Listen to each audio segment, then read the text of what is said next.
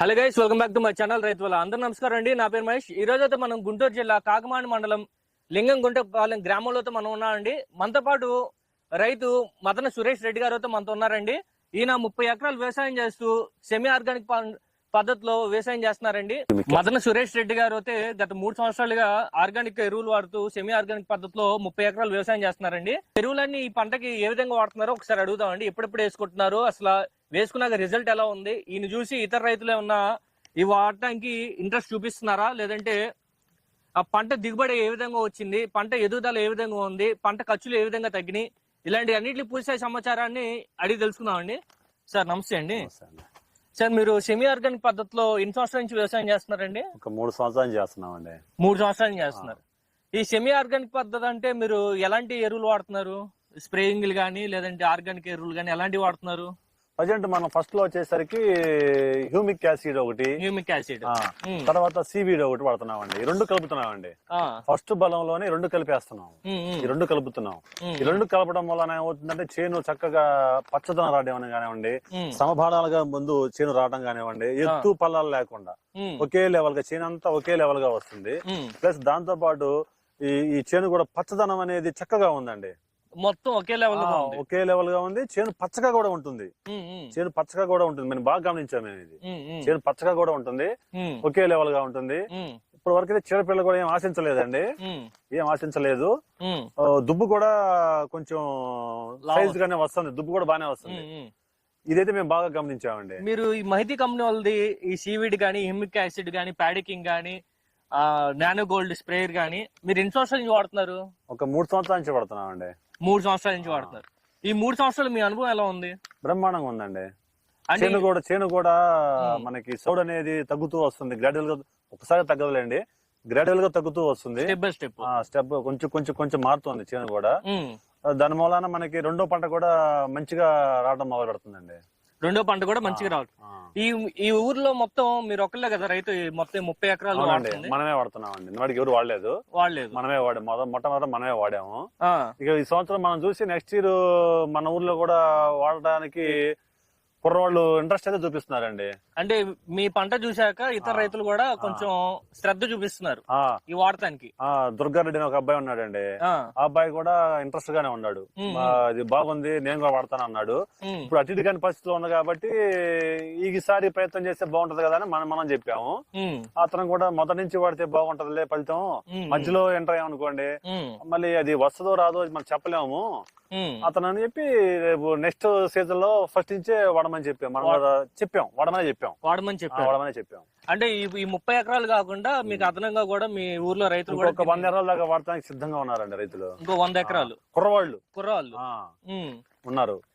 ఈ humic acid Mahithi company వాళ్ళది మీరు ఏ విధంగా వాడుతున్నారు? మనం వచ్చేసి ఎకరానికి ఒక ప్యాకెట్ వాడుతున్నామండి. ఎకరానికి ఒక ప్యాకెట్ వాడుతున్నాము.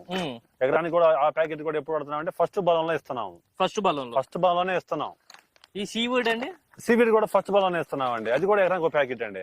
ఈ హ్యూమిక్ యాసిడ్ సీవీడ్ రెండు ఎకరానికి ఇదో ప్యాకెట్ ఫస్ట్ బలంలోనే ఇస్తున్నాం మనం.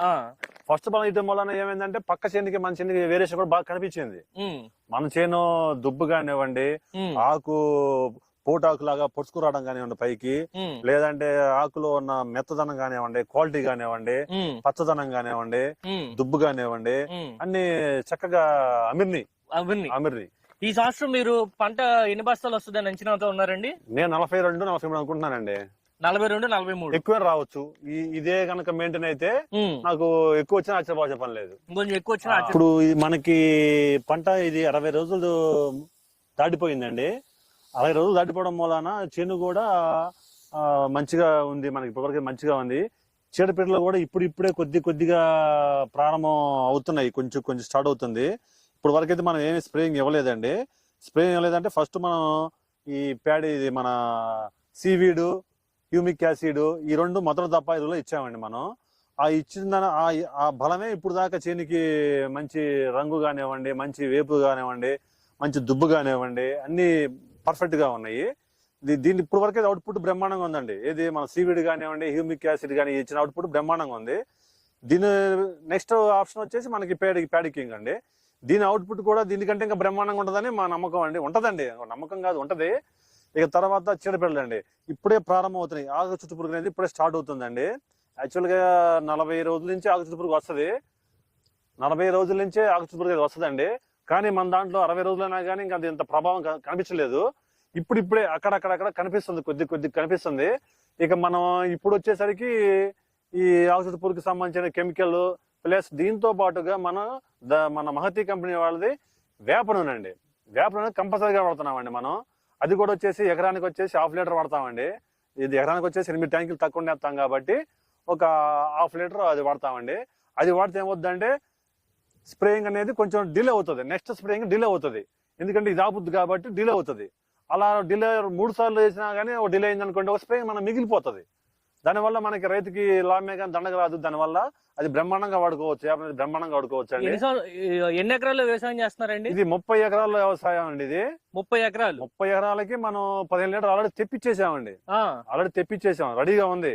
ఇంకా రేపో మాపో వాతావరణం చూసి మనం ఇక స్ప్రేయింగ్ ఇచ్చేస్తామండి. స్ప్రేయింగ్ ఇచ్చేసిన తర్వాత ఒక వారం రోజులకి రెండో దఫా ఎరువుకి వెళ్తామండి. రెండో దఫా వెళ్ళినప్పుడు ఈ ప్యాడికింగ్ అనేది వాడతామండి. మనం కొంచెం బీకామ్ చదువుకున్నాం కాబట్టి మనకు కూడా కొంచెం యూట్యూబ్ ఛానల్ అనేది కొంత అవగాహన ఉంది కాబట్టి దాంట్లో మన బెస్ట్ ఏది దొరుకుతుంది, మన పొలానికి మనం ఏది వేస్తే బెస్ట్ గా ఉంటది అని చెప్పి మనం దాని రివ్యూ చూసుకుంటా ఇట్లా వ్యవసాయం చేస్తున్నానండి.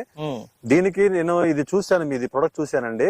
ఈ ప్యాడికింగ్ కానివ్వండి, హ్యూమిక్ యాసిడ్ కానివ్వండి, లేదంటే సీవిడ్ కానివ్వండి, లేదంటే ధనశుద్ధి కానివ్వండి, నానో గోల్డ్ కానివ్వండి, నానో యూరియా కానివ్వండి, యాప్ నూనె కానివ్వండి, ఇలా వీళ్ళకి సంబంధించిన ప్రొడక్ట్లు సుమారు ఒక 20 ప్రొడక్ట్లు దాకా ఉన్నాయండి వీళ్ళ. ఇవన్నీ చూసిన తర్వాత మనం కూడా ఎందుకు ప్రయత్నం చేయకూడదు అనేది ఒక మనకి వచ్చిందండి, ఒక ఐడియా వచ్చింది.